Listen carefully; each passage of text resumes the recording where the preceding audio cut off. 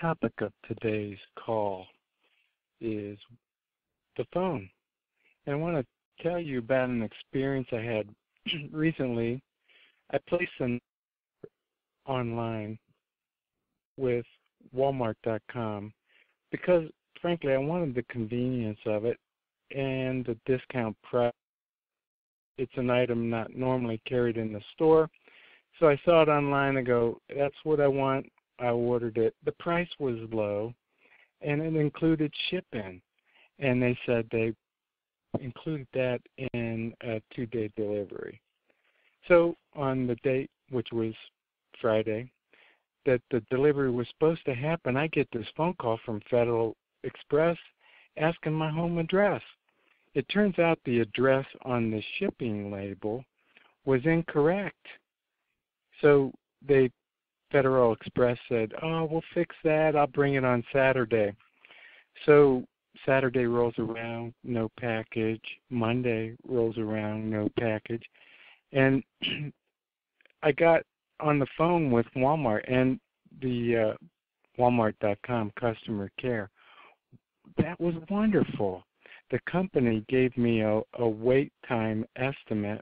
It's just, man, that's nice to know how long your anticipated hold time is going to be.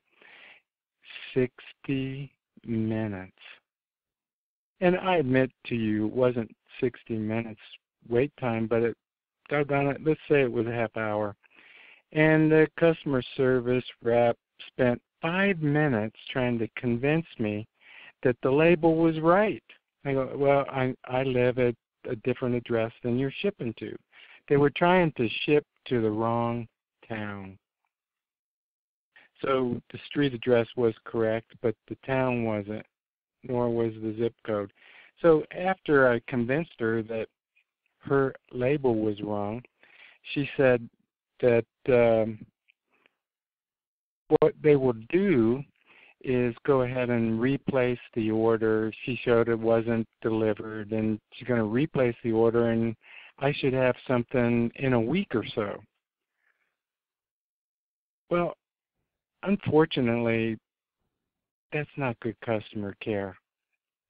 And it hit me, what are we doing in our dealerships? How's your phone working? You see, all too often, our customers, when they come in to the dealership, they can be getting waited on and the phone rings. The advisor goes, picks up the phone repeatedly, letting the customers in front of them wait. We don't provide the customer updates on the vehicle status, so they need to phone in and say, hey, how's my vehicle doing? We don't let them know when the parts are in on their vehicle. So they have to call in and ask us, hey, have you got the parts for my car yet? I've so often heard people when they pick up the phone in a service department, they go into just service, parts, and they're so cold and feel like the customer's an interruption. And I want to challenge everybody today. Let's talk about some of these phone skills in the dealership world, and what are we doing to make that the best presence possible. And I'd venture to say that whether the customer experience is wonderful or not, depends on how well we're going to retain the customer, satisfy the customer, create job satisfaction for the employee. The list could go on. If we want to have exceptional customer care, customer retention, profitability of service and parts, we had better focus in on the basic fundamentals of what are we doing to provide our customers with a wonderful telephone experience.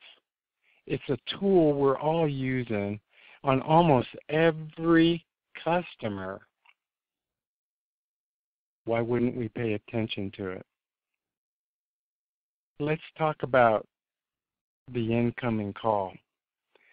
Some dealerships now are going to, and I hope that we all understand that if you have an incoming call, some are hiring staff to be a part of that incoming call for service departments.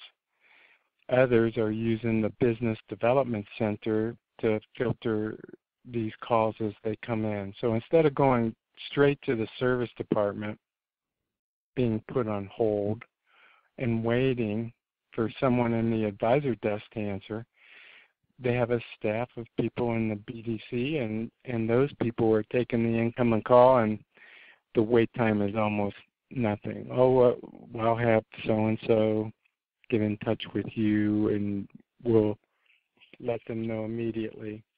And if you look at some of the mistakes that I see commonly being made in the dealership, we'll see an advisor might have 5 messages, and they don't have time because the staffing is so poor to really respond to those messages.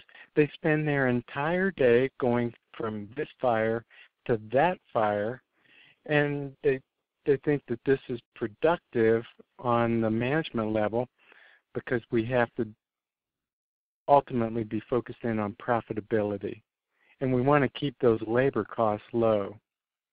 So we put this burden on the customer. We put this burden on what we're going to do to prosper the dealership, and it's so short-sighted. You see, in my opinion, if you're not paying attention to how well your customer interaction is with your phones, you're not going to have to worry about being buried because you're going to have customers dropping off. You're going to have customers saying no more or being totally frustrated before they even get to the customer contact.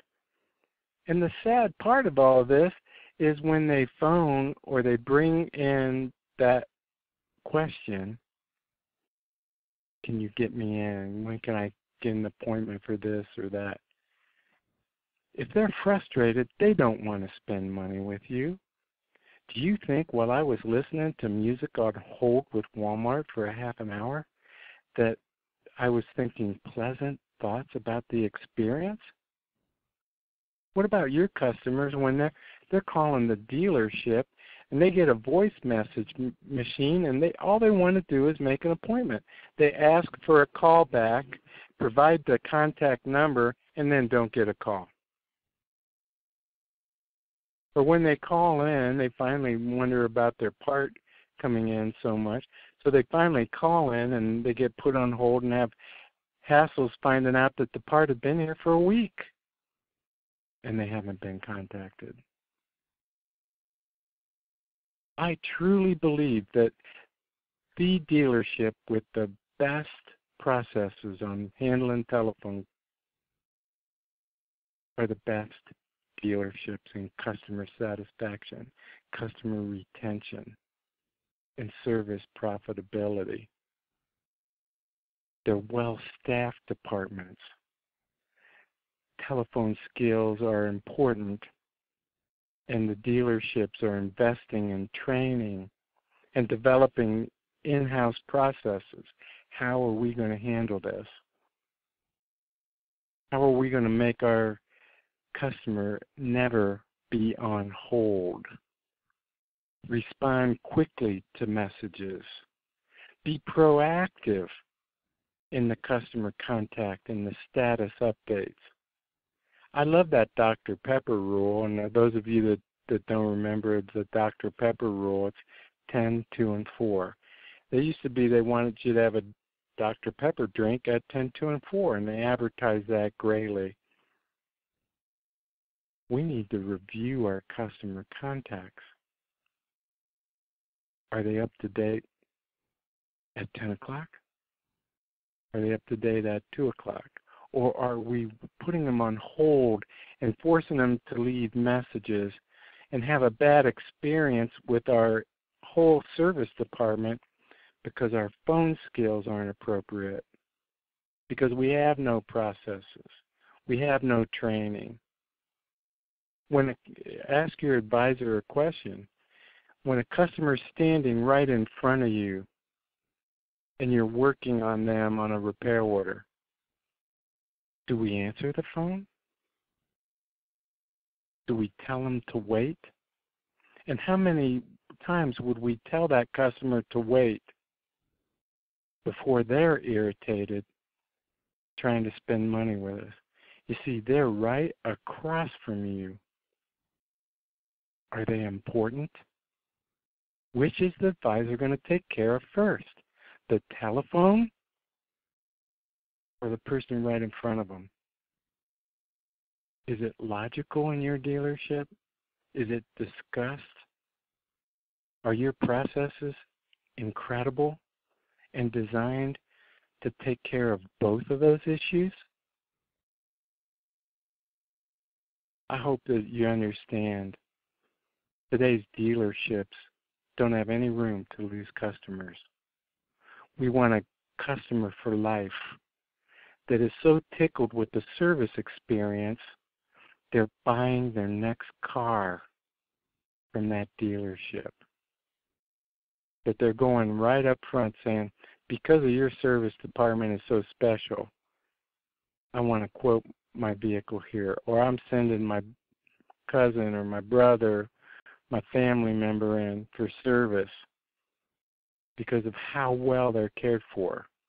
Don't allow yourself to be that dealership that is so sloppy on the telephone that your customers aren't calling back for the next reservation. Thank you for your time, and we'll talk to you next week. Tabasco makes incredible hot sauce. Tell you why I'm holding this in my hand. It's Fixed Performance Tabasco sauce. And I want to tell you why I put this sauce in a bottle. Because it's time you spice up your profits in your service department. Customer care, customer satisfaction. If you don't have the best, give us a call. Spice it up.